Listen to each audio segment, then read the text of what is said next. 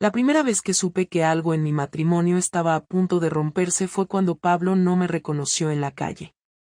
Iba caminando por Gran Vía, con unas gafas de sol grandes y el pelo suelto, salía de una reunión y tenía media hora libre. Lo vi a lo lejos, sentado en una terraza con su hermano. Me acerqué, por instinto, con una sonrisa, dispuesta a saludar. Y él me miró como se mira a una desconocida. Ni un gesto, ni una reacción. Solo bajó la vista hacia el móvil. Como si no existiera. Seguí andando sin decirle nada, pero con un nudo en el estómago. No era solo que no me hubiera reconocido. Es que, por un segundo, me sentí invisible. Y eso me jodió más de lo que debería. Llevábamos 12 años casados. 2 hijos, hipoteca en Zaragoza, vacaciones cada agosto en Peñíscola. No éramos felices, pero tampoco miserables. Lo nuestro era más una costumbre que una pasión. Yo había aprendido a no esperar sorpresas, ni detalles, ni conversaciones largas. Él cumplía, yo cumplía. Y así íbamos tirando. Pero esa mirada vacía en plena calle me hizo pensar en algo que llevaba tiempo rondándome por dentro. Si desapareciera, ¿realmente se daría cuenta? No fue un pensamiento dramático, ni suicida. Fue más bien una especie de comprobación mental. Como cuando te haces una pregunta absurda solo para ver qué sientes. Y lo que sentí fue, nada. Y eso me asustó. Esa noche, en casa, actué con normalidad. Pablo llegó tarde, como siempre. Se quitó los zapatos, preguntó por los niños, se sirvió una copa y se puso el partido. Yo estaba en la cocina, preparando la cena. Le pregunté si quería cenar algo caliente. Me dijo que no, que ya había picado algo con su hermano. Me quedé mirándolo desde la puerta, y de pronto supe que, si otro hombre me deseaba, me dejaría llevar. Y no porque fuera una mujer promiscua, ni porque tuviera la autoestima por los suelos. Sino porque tenía hambre. Hambre de sentirme mirada, deseada, importante para alguien. La oportunidad no tardó en llegar. Y fue la cosa más estúpida del mundo.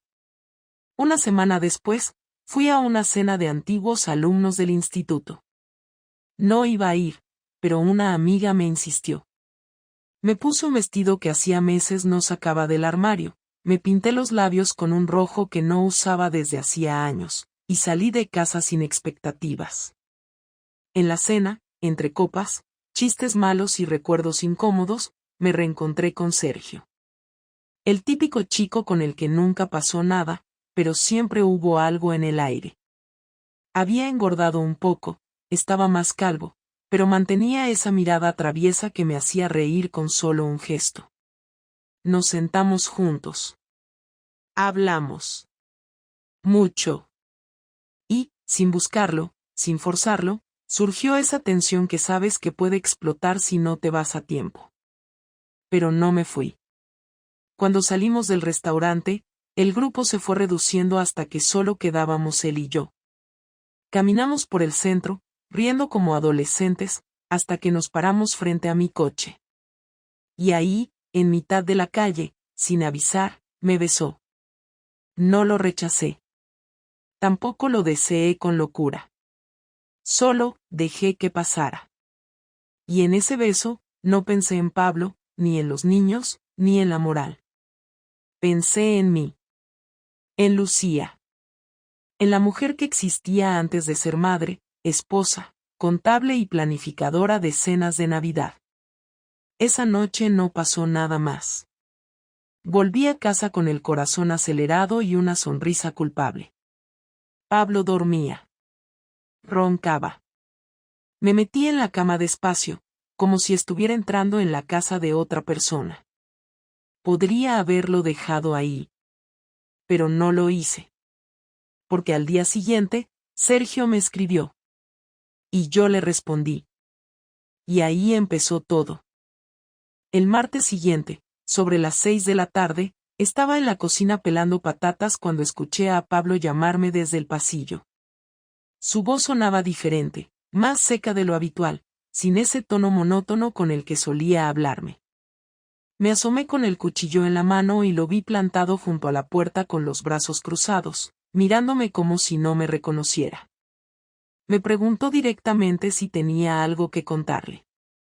Me quedé paralizada un segundo, pensando en todas las posibles mentiras que podía improvisar, pero no entendía por qué me lo estaba preguntando justo en ese momento. No llevaba el móvil encima, no había dejado ninguna ventana abierta en el ordenador y no había visto a Sergio desde el fin de semana. Le pregunté a qué se refería, tratando de mantener una expresión tranquila, pero dentro de mí empezaba a crecer una especie de alarma silenciosa. Él no respondió enseguida. Caminó hasta el comedor, se sentó en el sofá y me hizo un gesto para que me sentara también. Me sequé las manos en el delantal y me senté frente a él, en la silla que normalmente usaba nuestro hijo mayor para ver los dibujos antes de cenar. Pablo abrió el móvil y me mostró una foto. Era una imagen borrosa, tomada desde lejos, en la que se veía a una pareja besándose junto a un coche. No se me veía bien, pero era yo. El vestido era inconfundible, los zapatos también. Me encogí un poco sin querer. Él me miró fijo y preguntó si era Sergio, el mismo Sergio que había salido en las fotos del grupo de antiguos alumnos que publiqué en Instagram esa noche. Asentí con la cabeza y no dije nada más. Él también guardó silencio unos segundos, como si estuviera esperando que le dijera algo que no podía decir. Me preguntó cuánto tiempo llevaba. Dije que no mucho. Me preguntó si me había acostado con él. Negué. Mentí. Me preguntó si tenía intención de dejarlo. Dudé. Me preguntó si aún lo quería a él, a Pablo. Y no supe qué contestar. Fue la primera vez en toda nuestra relación en la que no supe si lo que tenía que hacer era decir la verdad o inventarme algo que doliera menos. Al final le dije que no sabía. Se quedó sentado unos minutos más sin mirarme, solo con la cabeza gacha, apoyada en las manos.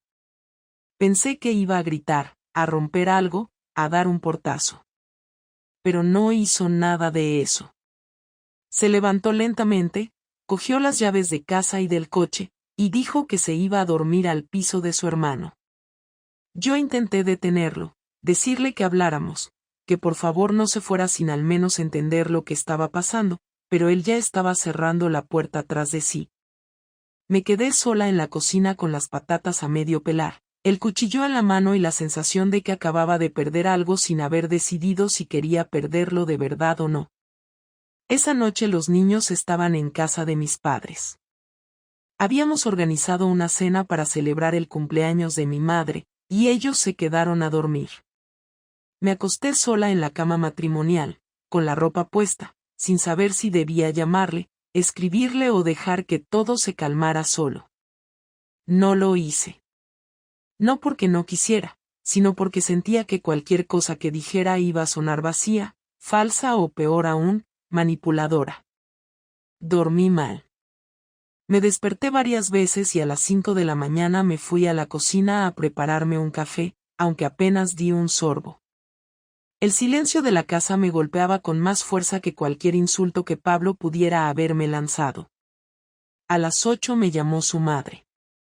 Pensé que era para algo relacionado con los niños, pero me preguntó directamente qué había pasado entre Pablo y yo. Él le había dicho que se iba a quedar unos días en su casa y no le dio explicaciones, solo que necesitaba tiempo. Le dije que era un tema entre nosotros, que no se preocupara, que estábamos hablando. Colgó sin decir mucho más, pero el tono de su voz me dejó claro que ya había empezado el proceso inevitable, la historia empezaba a salir del núcleo familiar. Cuando llegaron los niños por la tarde, traté de actuar con normalidad. Les preparé la merienda, les pregunté por el colegio, hicimos los deberes juntos. Pero notaron que algo no iba bien. El pequeño preguntó por su padre y le dije que estaba con su tío. El mayor me miró raro, como si no se creyera del todo la historia. Esa noche los acosté antes de tiempo y me senté en el sofá con el portátil en las rodillas, sin saber si tenía que escribirle a Sergio o bloquearle para siempre. Terminé haciendo lo segundo. No por arrepentimiento, sino porque sabía que lo único que podía pasar si seguía hablando con él era empeorar todo. Al día siguiente, Pablo apareció en casa a las 9 de la mañana. Venía serio, pero tranquilo. Me pidió que sentáramos a los niños y les dijéramos que él iba a dormir en casa de su hermano unos días porque tenía que ayudarle con unas reformas. Acepté sin discutir. Los niños no hicieron muchas preguntas, pero la mirada del mayor me confirmó que no se tragaba nada. Cuando se fueron al colegio, Pablo y yo nos quedamos solos en el salón. Me pidió que le contara todo desde el principio. Me negué. Le dije que no podía contarle nada sin saber antes si quería entender o solo castigar. Me dijo que quería saber, y que luego ya decidiría. Le conté lo justo, como había empezado, que había sentido, que me faltaba, que buscaba. No me excusé. No le pedí perdón. Solo le di los hechos como eran. Él los fue escuchando sin interrumpirme, con los brazos cruzados y la mandíbula apretada. Cuando terminé, me dijo que no se sorprendía. Que llevaba meses viéndome distante, más preocupada por mi móvil que por lo que pasaba en casa, más atenta a los mensajes que a las conversaciones en la mesa. Me dijo que lo único que le dolía de verdad era que ni siquiera hubiera tenido el valor de romper antes de traicionar. Que si le hubiera dicho esto no va más, lo habría entendido. Pero que así, solo podía pensar que le había mentido cada día durante semanas. Se levantó, recogió una bolsa con algo de ropa que había dejado el día anterior, y antes de salir dijo que se tomaría unos días para pensar. No dijo te odio, ni se acabó, ni me voy para siempre. Solo eso, que iba a pensar. Y lo dijo con una voz tan neutra que me dolió más que si me hubiera gritado. Cuando cerró la puerta, me di cuenta de que lo peor no era que me hubiera descubierto. Lo peor era que, por primera vez en años, él también había empezado a mirarme como a una desconocida. Pablo volvió a casa el viernes por la tarde, después de 3 días en los que apenas tuvimos contacto. Durante ese tiempo yo intentaba hacer vida normal, aunque todo parecía estar montado como si él todavía viviera allí porque dejé su taza en su sitio. Su lado del armario intacto y hasta el hueco en la cama seguía frío por las noches. Cuando apareció en la puerta, llevaba su mochila aún colgada al hombro y una mirada que no sabía interpretar, porque no parecía enfadado pero tampoco calmado. Me dijo que necesitaba hablar y que no quería hacerlo en casa porque los niños podían llegar en cualquier momento, así que propuso que fuéramos a la cafetería de la esquina, esa donde solíamos desayunar juntos los sábados hace años, antes de que se convirtieran en días de recados y supermercados. Caminamos en silencio hasta allí como 2 personas que no se conocen bien pero que comparten algo demasiado grande para ignorarse. Entramos, nos sentamos y pedimos café. Yo le dije que si quería hablar primero o prefería que lo hiciera yo. Contestó con tono neutro, casi mecánico, que hablara yo porque era la que había provocado esa conversación. Le dije que sabía que no había excusa válida para lo que hice, pero que también sabía que no era un error aislado ni un simple desliz, que no pasó por casualidad porque llevaba tiempo sintiéndome apartada en mi propia casa y ya no sabía cómo pedir atención sin sentirme como una adolescente caprichosa. Él me respondió que eso podía ser cierto, pero que seguir con alguien cuando ya no se le mira igual es una decisión, y que acostarse con un tercero también lo es. Yo le dije que lo entendía, que si había tomado decisiones equivocadas y que asumía completamente la responsabilidad. Pablo me interrumpió para preguntarme cuántas veces había estado con Sergio, cuándo fue la última vez y si existía alguna posibilidad de que siguiera pasando. Le dije la verdad, le dije que había tenido varios encuentros y que el último había sido 2 días antes del beso que él vio en la foto. Reconocí que lo había disfrutado y que no podía fingir que fue un accidente, porque no lo fue. Me preguntó si pensaba seguir hablando con él y respondí que no, que ya había cerrado cualquier contacto. Dijo que no sabía si creerlo, pero que no le interesaba confirmar mis movimientos porque lo importante era que yo ya había cruzado la línea y eso no se podía borrar. El camarero llevó los cafés y en ese momento hubo un silencio largo, incómodo pero inevitable. Pablo bajó la mirada y me preguntó si alguna vez llegué a pensar en separarme antes de engañarlo. Tuve que admitir que sí, que en algún momento se me pasó por la cabeza pero que no lo hice porque me daba miedo destruir la estructura familiar, miedo a que los niños lo sufrieran, a no saber qué pasaría económicamente y sobre todo a enfrentarme a la idea de que quizá había desperdiciado años esperando que algo cambiara solo con el paso del tiempo. Él me respondió que la ironía era evidente, que intentando evitar un daño mayor había provocado algo mucho peor. Yo no discutí porque tenía razón. Las palabras sobraban y eso se notaba en la forma en la que los demás clientes nos observaban sin saber de qué iba nuestra conversación pero entendiendo que algo serio pasaba entre nosotros. No lloré porque sabía que si empezaba no iba a poder parar, y porque intuía que Pablo no buscaba mi arrepentimiento visible sino respuestas claras. Entonces él me lanzó una pregunta que no esperaba. Me preguntó si aún sentía atracción por él. No supe qué contestar porque no era una pregunta que se pudiera responder sin herir. Le dije que lo respetaba, que me preocupaba por él, que no lo odiaba en absoluto, pero que la atracción había desaparecido hacía mucho tiempo y no había sabido cómo decirlo.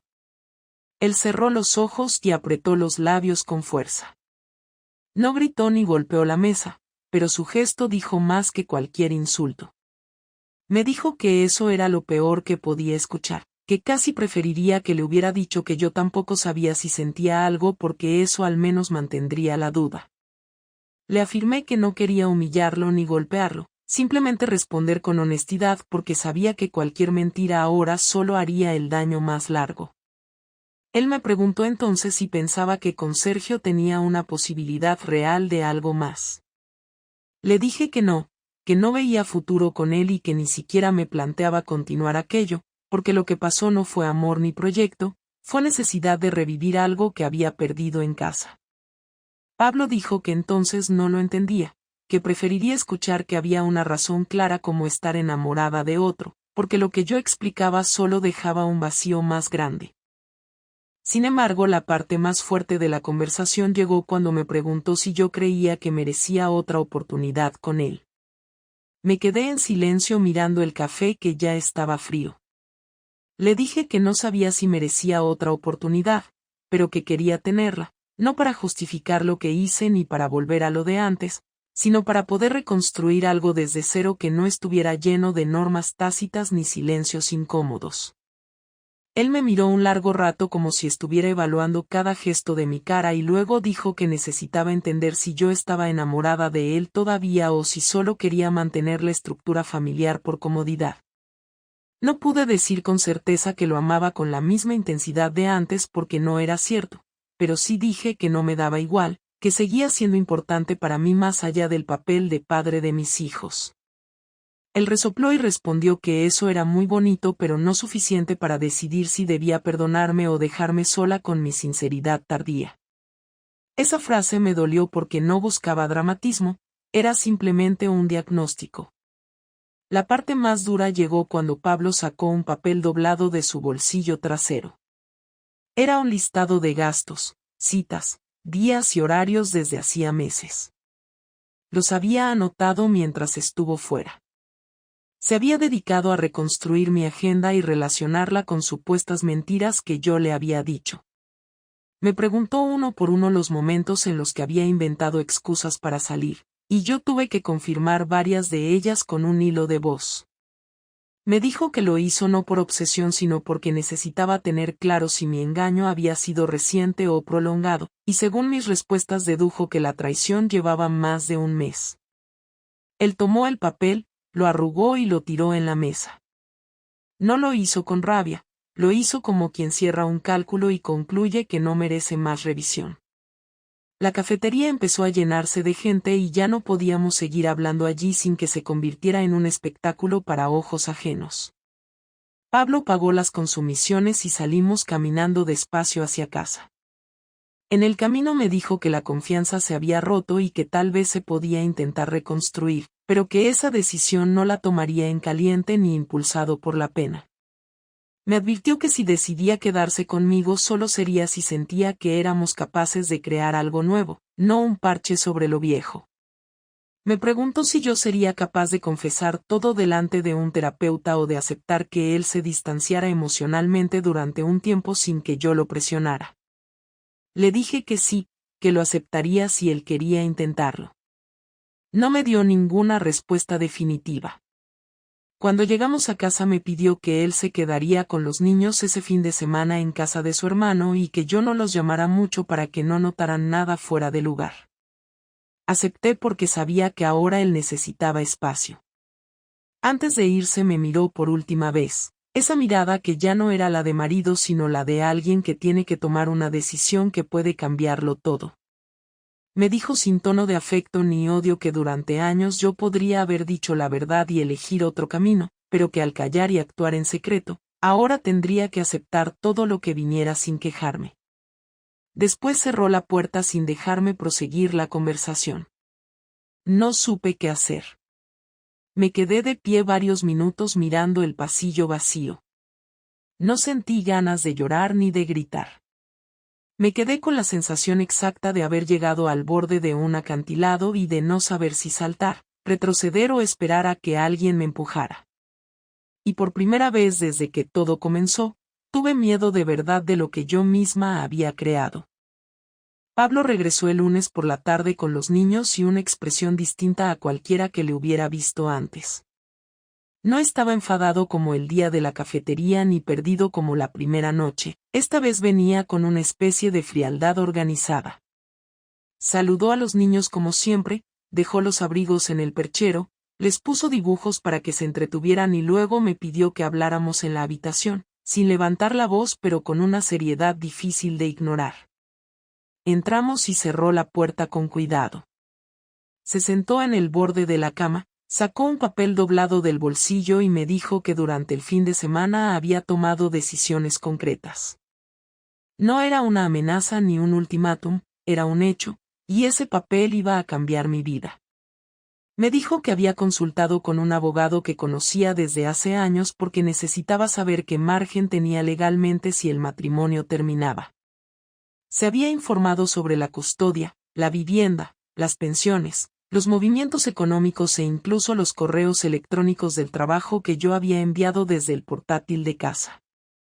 Había revisado la cuenta bancaria conjunta y encontró gastos que no se correspondían con lo que yo le había dicho, y junto a eso tenía extractos de mi tarjeta personal que coincidían con días en que me excusé por horas extra de trabajo. Me dijo que no iba a discutir nada de eso, que ya tenía todo lo que necesitaba para demostrar una infidelidad con planificación. En ningún momento subió el tono, pero cada frase me iba hundiendo como si estuviera contando un inventario de daños. Me preguntó tranquilamente si yo quería realmente intentar arreglar algo o si prefería acelerar el final. Y yo le dije que quería arreglarlo, aunque no sabía cómo. Me preguntó si estaba preparada para asumir consecuencias reales y no solo conversaciones. Y le dije que sí, porque no podía permitirme que mis hijos crecieran con la imagen de una madre que solo supo huir cuando la descubrieron. Entonces Pablo me dijo que no iba a irse sin dejar una huella, porque lo que pasó no podía quedarse solo en dolor.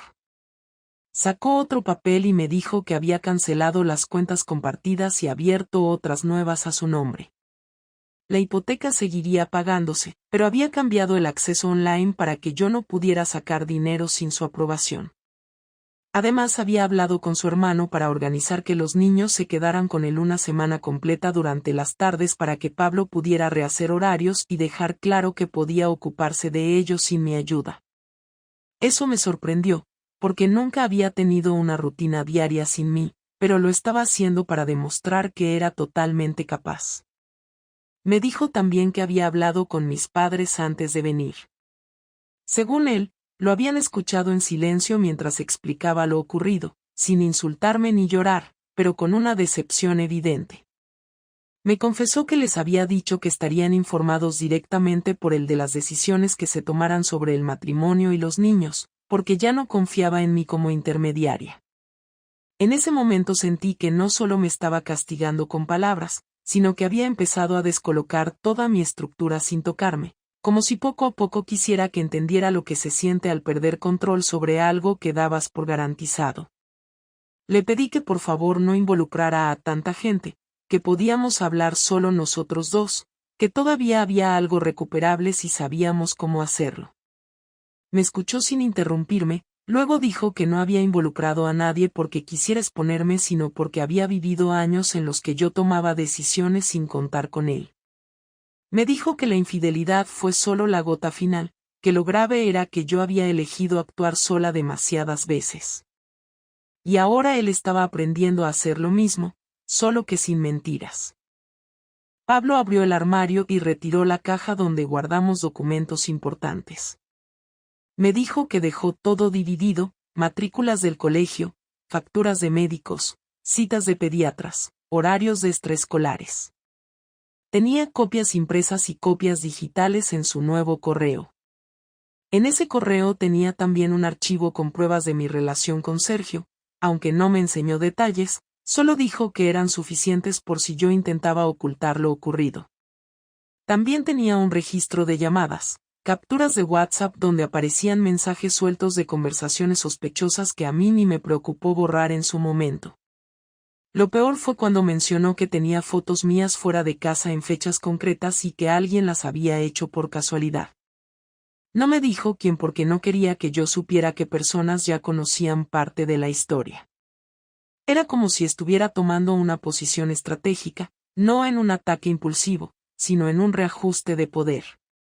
Me preguntó si quería seguir mintiendo o si pensaba entregar por voluntad propia cada detalle que pudiera evitar que esto se convirtiera en una guerra más sucia. Yo le dije que ya había mentido demasiado y que no iba a añadir más capas de engaño. Él se levantó, abrió la puerta y dijo que quería escuchar todo sin interrupciones ni adornos. Así lo hice. Le conté fechas, lugares, decisiones, incluso los momentos en que pensé que podría parar y no lo hice. Cuando terminé, él no reaccionó con ira, sino con una calma que resultaba más dura. Soltó una frase sin mirar directamente: gracias por contarlo, ya no lo necesito más, pero necesitaba ver si eras capaz de decirlo sin que te lo demostrara yo primero. Me quedé callada porque entendí que había comprobado mi resistencia, como si me hubiera llevado al límite para saber si aún podía confiar en alguna parte de mí. No me dio ninguna respuesta afirmativa sobre si eso servía de algo. Solo dijo que la fortaleza emocional que yo le exigí durante años ahora me tocaba a mí. Más tarde los niños corrieron hacia él cuando volvió al salón. Él sonrió, les abrazó y les preguntó si querían cenar pizza. Yo observaba desde la mesa de la cocina sin poder intervenir en esa escena. Pablo preparó la cena con ellos como si nada hubiera pasado, y al terminar les dijo que se iban a casa de su tío a dormir porque era noche de hombres. Ellos se rieron, recogieron sus mochilas y salieron felices. Me dejó sola con un mensaje claro sin decirlo directamente. Podía estar en mi propia casa pero no tenía autoridad sobre nada. Antes de marcharse se detuvo en la puerta y me dijo que aún no sabía qué haría con el matrimonio, pero que sí tenía claro que desde ese día yo no iba a decidir el ritmo de nada. Se despidió con educación y se fue. Esa noche recorrió la casa un silencio diferente al de otras veces. No era el silencio de alguien que se enfada y da un portazo, ni el silencio de una discusión que se resolverá con el tiempo. Era el silencio de quien ya no compite por tener razón y ha empezado a mover los hilos sin avisar. Me asomé al dormitorio de los niños para ver sus camas vacías y no pude evitar sentir algo que no era solo dolor, era miedo a lo que Pablo pudiera hacer conmigo sin tocar una sola parte de mi cuerpo. Porque su forma de venganza no era típica, no era escandalosa ni visible desde fuera, era una estrategia lenta donde ya no necesitaba gritar para herir, solo tenía que seguir organizando los detalles de mi vida hasta que yo entendiera lo que significa dejar de tener voz en tu propia casa. Me acosté tarde, no pude dormir apenas. Sabía que Pablo seguía pensando, y que cuanto más pensado estuviera su siguiente paso, más difícil sería frenarlo. Y por primera vez entendí que su venganza no tenía que ser brutal para ser efectiva. Solo tenía que ser precisa. Y ya había empezado. La última conversación no fue una escena dramática, ni tuvo llantos ni gritos, tampoco ocurrió de noche ni en un momento particularmente emotivo.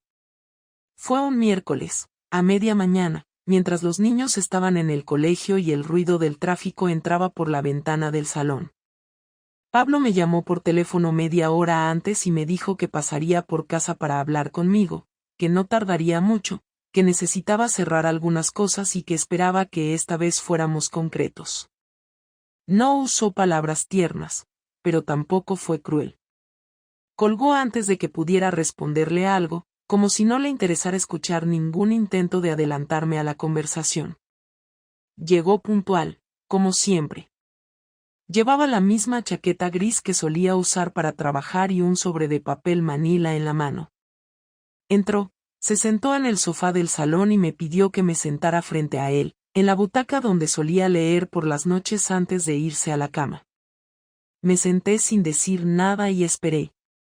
Pablo me miró con calma, sin dureza pero sin suavidad tampoco, y me dijo que después de todo lo que habíamos vivido, había llegado a una conclusión clara, y era que nuestro matrimonio, tal y como estaba, no podía continuar. Me aclaró que no hablaba todavía de divorcio, pero que la relación de pareja como tal, esa dinámica en la que fingíamos que todo seguía igual, debía terminar. Dijo que durante las semanas anteriores había hecho un esfuerzo por revisar toda nuestra historia, no solo los últimos meses, sino todos los años que llevábamos juntos, y que por mucho que intentara rescatar momentos buenos, la sensación predominante era de distancia, de desinterés mutuo, de una convivencia convertida en costumbre y de una pareja que había dejado de elegirse desde hacía demasiado tiempo. Yo lo escuché sin interrumpirlo porque, aunque me dolía, no podía decir que no tuviera razón. Y él lo sabía.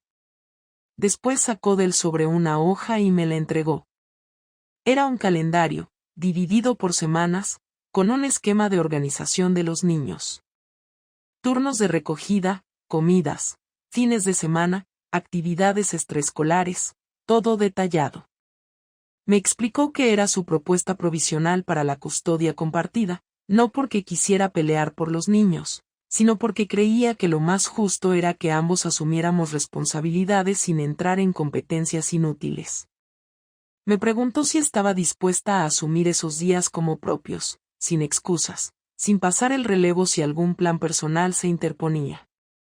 Le respondí que sí, que quería hacerlo bien, no por obligación sino porque también eran mis hijos y quería estar presente, no solo en su rutina, sino en su crecimiento. Luego me preguntó si seguía pensando que valía la pena luchar por lo nuestro, por el vínculo como pareja, no como familia, y le dije que ya no lo sabía, que después de todo lo que había pasado no podía asegurar nada, que me sentía rota por dentro, pero que tampoco quería resignarme a perderlo. Me respondió que no estaba buscando una promesa, sino sinceridad, que si lo que yo sentía era confusión, eso era suficiente para entender que algo se había apagado. Me dijo que había dejado de intentar forzar una respuesta emocional por mi parte, que si yo no podía decirle que lo quería sin dudar, entonces él tenía que aceptar que eso también era una respuesta. Me preguntó si alguna vez creí que esto se podía arreglar, no por los niños ni por la historia compartida, sino por nosotros dos. Le dije que al principio sí, pero que cuanto más tiempo pasaba y más cosas se desmoronaban, menos lo veía posible. Él asintió, no con tristeza, sino con una especie de resignación madura que dolía más porque no era impulsiva. Me confesó que había empezado a ir a terapia, no para salvar la relación, sino para entender por qué había tolerado tanto silencio durante tanto tiempo, por qué había aceptado vivir como un invitado en su propia casa, y por qué le había costado tanto ver las señales de que yo ya no estaba emocionalmente presente.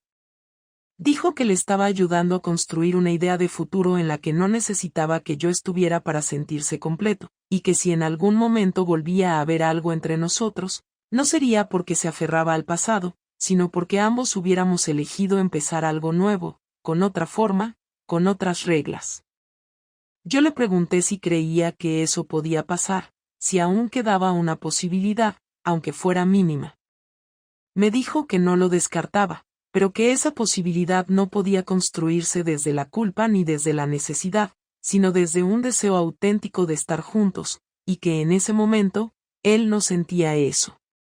Luego me preguntó por Sergio, si seguía en contacto con él, si había vuelto a escribirle, si había habido alguna recaída.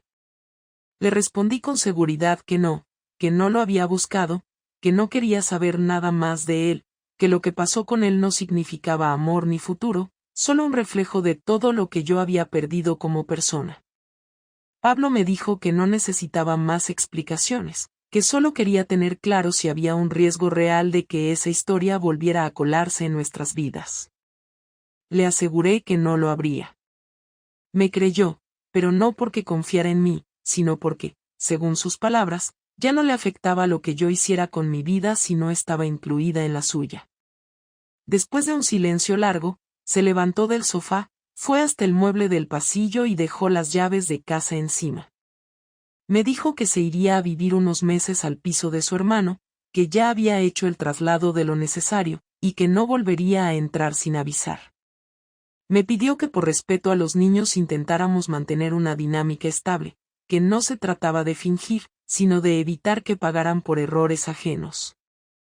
Le prometí que lo haría, y me pidió que no usara esa promesa como argumento para volver a acercarme, porque esta vez necesitaba espacio real, sin dobles intenciones, sin gestos ambiguos. Me dijo que cuando tuviera claro si quería hablar de futuro, él estaría dispuesto a escuchar, pero que mientras tanto no iba a alimentar esperanzas ni rechazos. Antes de salir, se giró y me preguntó si quería decir algo más. Le dije que no, que ya todo estaba dicho, que solo quería que supiera que aunque lo había hecho mal, no lo odiaba, que lo admiraba por cómo había manejado todo y que me dolía más su indiferencia que su enfado.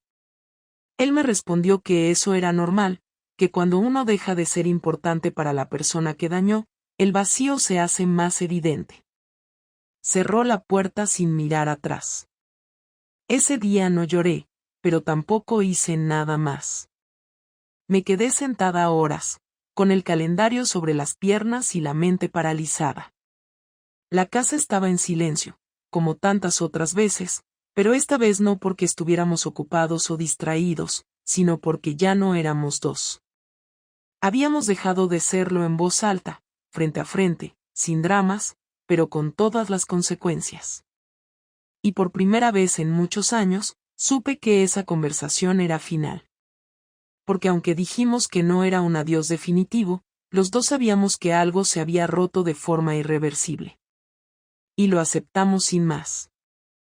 Han pasado 3 semanas desde que Pablo salió de casa por última vez y aunque el ritmo de las cosas ha seguido más o menos igual en apariencia, la sensación que tengo por dentro no se parece en nada a lo que sentía antes de que todo se viniera abajo. Me levanto cada día, despierto a los niños, preparo los desayunos, los llevo al colegio, voy al trabajo, respondo correos, como en el mismo sitio, vuelvo a casa, preparo cenas, superviso tareas, contesto preguntas, organizo mochilas, y cuando por fin tengo un rato para sentarme en el sofá o acostarme en la cama, lo único que me queda es una mezcla de agotamiento y vacío que no se llena con nada. Lo que antes era rutina ahora es solo inercia, porque sigo haciéndolo todo pero sin sentir que estoy construyendo nada. Pablo cumple con los turnos del calendario que acordamos sin retrasos ni fallos, recoge a los niños cuando toca, los lleva a casa de su hermano, los devuelve puntuales, les prepara las comidas, se encarga de sus actividades, y lo hace todo con esa eficacia calculada que siempre tuvo, pero ahora sin dirigirme una sola palabra más allá de lo estrictamente necesario. Cuando nos cruzamos para entregarnos las mochilas, los abrigos o alguna libreta olvidada, su tono es neutral, su expresión es correcta y sus gestos no dan lugar a ningún tipo de interpretación emocional. Yo intento mantenerme serena, actuar como si esta frialdad no me afectara, pero la verdad es que lo único que quiero es que me mire como antes, incluso con rabia, con frustración, con decepción. Cualquier cosa menos esta distancia mecánica que me recuerda a cada segundo que ya no formo parte de su mundo. Lo peor no es haberlo perdido, lo peor es saber que lo perdí por algo que yo misma elegí hacer, por una serie de decisiones que tomé con conciencia, sin medir las consecuencias reales, convencida de que todo se podía controlar si yo manejaba bien los tiempos, si borraba los mensajes, si disimulaba lo suficiente, si no dejaba rastros visibles. Nunca imaginé que la peor consecuencia no sería el descubrimiento, sino todo lo que vino después, ese lento pero preciso desmantelamiento de lo que habíamos construido, esa forma quirúrgica que tuvo Pablo de desmontar nuestra vida compartida sin perder la compostura, sin recurrir a insultos, sin caer en el espectáculo. Pensé que iba a ser duro, pero no pensé que sería tan silencioso, tan definitivo, tan exacto. He hablado con mis padres un par de veces desde que Pablo les contó lo ocurrido. No me han juzgado abiertamente, pero el tono de sus voces ha cambiado. Mi madre me hace preguntas sobre los niños y el colegio, pero nunca me pregunta cómo estoy, ni si necesito algo, ni si quiero pasar a tomar un café. Mi padre, que nunca fue muy expresivo, apenas ha dicho nada. Sé que están decepcionados, no porque Pablo sea perfecto ni porque crean que yo soy un monstruo, sino porque no esperaban que fuera capaz de romper algo tan importante por algo tan superficial. Esa es la palabra que más me duele cuando la imagino en sus cabezas, superficial. Porque para mí, en el momento en que pasó, no lo fue. Fue una necesidad emocional que se me escapó de las manos, una búsqueda desesperada de atención, de validación, de sentirme a alguien más que madre, más que trabajadora, más que mujer funcional. Pero ahora, vista desde fuera, esa historia con Sergio parece eso, superficial, prescindible, destructiva sin justificación suficiente. Y tengo que vivir con esa etiqueta pegada a la frente cada día. No he vuelto a saber nada de Sergio. No me ha escrito, no ha llamado, no ha aparecido por ningún lado, y parte de mí se lo agradece. No quiero tener que enfrentarme también a esa vergüenza, a ese eco incómodo de lo que pasó entre nosotros, que ya no tiene ningún sentido ni valor. Fue algo momentáneo, mal gestionado, que sirvió para que todo lo demás se desmoronara. Y aunque sé que es fácil culparlo, no lo hago. La culpa fue mía, no por haber deseado algo diferente, sino por no haberlo enfrentado de la forma correcta, por haber elegido el camino que solo lleva a perder. Lo que más me impactó de todo este proceso fue entender que una relación no se rompe solo con una traición, sino que empieza a romperse mucho antes, con cada conversación que no se tiene, con cada gesto que se deja de hacer, con cada silencio que se vuelve rutina. Yo había dejado de mirar a Pablo hace tiempo, y él también a mí.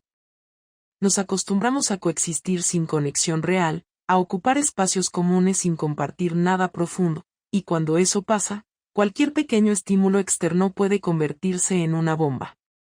Pero en vez de hablarlo, de ponerlo sobre la mesa, de pedir ayuda, yo elegí escapar. Y esa fue la peor decisión que tomé. Los niños empiezan a notar que algo ha cambiado más allá de las explicaciones que les dimos. El mayor me preguntó el otro día por qué papá ya no se queda a dormir en casa nunca, y aunque intenté explicárselo con palabras cuidadosas, sé que no le convenció. Los niños no entienden de discursos, entienden de gestos, de ausencias, de cambios en las caras de sus padres, y aunque intentemos disimular, ellos perciben todo. Me preocupa el impacto que esto tenga en ellos a largo plazo, pero no puedo hacer más que seguir estando presente, cumplir con mis días, responder a sus preguntas sin convertirlo todo en un drama, y asegurarles que, pase lo que pase, siempre vamos a estar para ellos. Pablo y yo no hemos vuelto a hablar de lo nuestro. No ha habido una segunda conversación, ni una propuesta de terapia conjunta, ni una invitación a revisar lo que queda. Y sé que no la habrá a corto plazo. Él necesita distancia, yo también. Tal vez en unos meses podamos sentarnos de nuevo y mirar con más claridad si hay algo que salvar, pero ahora mismo solo existe esta especie de pausa tensa en la que cada uno intenta reorganizar su vida sin estorbar al otro. Y aunque duela, entiendo que es necesario. Lo que he aprendido de todo esto no es solo que mis actos tienen consecuencias, eso ya lo sabía. He aprendido que la honestidad no es solo una obligación moral, sino una herramienta vital para no perderse. Si yo hubiera sido capaz de decirle a Pablo, hace 6 meses, que me sentía invisible, que necesitaba algo más, que me estaba apagando, tal vez no habríamos llegado a este punto. Tal vez hubiéramos tenido una discusión, una crisis, incluso una separación, pero no esta especie de fractura interna que no deja margen para reconstruir sin que todo se sienta contaminado. También he aprendido que la soledad dentro de una relación es más destructiva que la soledad real, porque te convence de que no puedes aspirar a nada mejor, que esto es lo que toca, que hay que conformarse. Y cuando una se conforma demasiado tiempo, al final termina por desaparecer. No sé qué va a pasar con nosotros. No sé si Pablo va a perdonarme algún día, ni si yo voy a perdonarme a mí misma. No sé si esta pausa es definitiva o solo temporal. Pero sí sé que no quiero volver a convertirme en alguien que miente, que se esconde, que actúa por impulso sin medir el daño. No quiero volver a mirar a mis hijos sabiendo que lo que les estoy enseñando es que uno puede destruir todo por una necesidad mal gestionada. Quiero aprender, quiero crecer, quiero cambiar. No para recuperar lo perdido, sino para no volver a repetirlo. Pablo fue mi compañero durante más de una década. No fue perfecto, ni lo fui yo. Pero lo que pasó entre nosotros, lo bueno y lo malo, me definió más de lo que pensaba. Si algún día podemos volver a mirarnos sin rencor, sin miedo, sin culpa, tal vez podamos hablarnos como dos personas que saben que lo intentaron todo, incluso cuando todo parecía ya terminado. Y si no, si esta historia termina aquí, al menos quiero tener la certeza de que aprendí algo, de que no fue en vano. Porque seguir viviendo sin entender lo que uno hizo mal sería repetir la misma historia con distinto nombre. Y yo no pienso repetirla.